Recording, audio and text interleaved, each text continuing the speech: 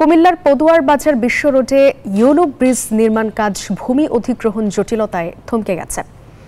প্রকল্পের মেয়াদ শেষ হলেও এখন পর্যন্ত মাত্র 40% কাজ শেষ হয়েছে। বাধ্য হয়ে ঝুঁকিপূর্ণ ইউটার্ন দিয়ে চলাচল করতে গিয়ে প্রতিনিয়ত বাড়ছে দুর্ঘটনা ও প্রাণহানি। ভোগান্তিতে কুমিল্লার 10 উপজেলার মানুষ। এইচ এ মহিউদ্দিনের পাঠানো তথ্যচিত্রে ডেস্ক রিপোর্ট।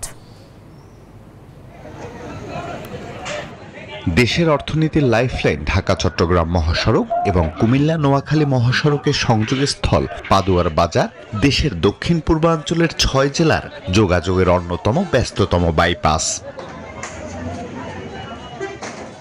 অথচ দুই মহাসড়কের সংযোগে নিরাপদ ও নিরবিচ্ছিন্ন যান চলাচলের জন্য অপরিহার্য ইউলুপ নির্মাণ কাজ ভূমি অধিগ্রহণ জটিলতায় বছরের পর বছর ধরে থমকে আছে। এর কারণে বাধ্য হয়ে ঝুঁকিপূর্ণ ইউটার্ন ব্যবহার করছে যানবাহন, যার ফলে ঘটছে একের পর এক দুর্ঘটনা ও প্রাণহানি।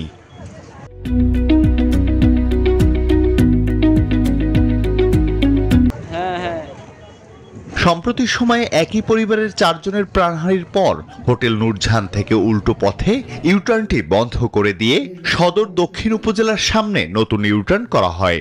তবে সেখানেও এক প্রবাসীকে গাড়ি চাপা দেওয়ার পর ওই প্রবাসী ঘটনাস্থলেই নিহত হন। পরে স্থানীয়রা হত্যার বিচার ও পূর্বের ইউটার্ন চালুর দাবি করলে উৎসুক জনতার তোপের মুখে ইউটার্ন খুলে দিতে বাধ্য হয় প্রশাসন। আমরা আজকে জায়গাটা ভিজিট করতে এসেছি, এটিকে আমরা সরিয়ে নিয়ে আসবো। এক্সিস্টিং যে ইউটার্নটি রয়েছে এটা থেকে 500 মিটার বা 700 মিটার পূর্ব দিকে আমরা সরিয়ে আনবো।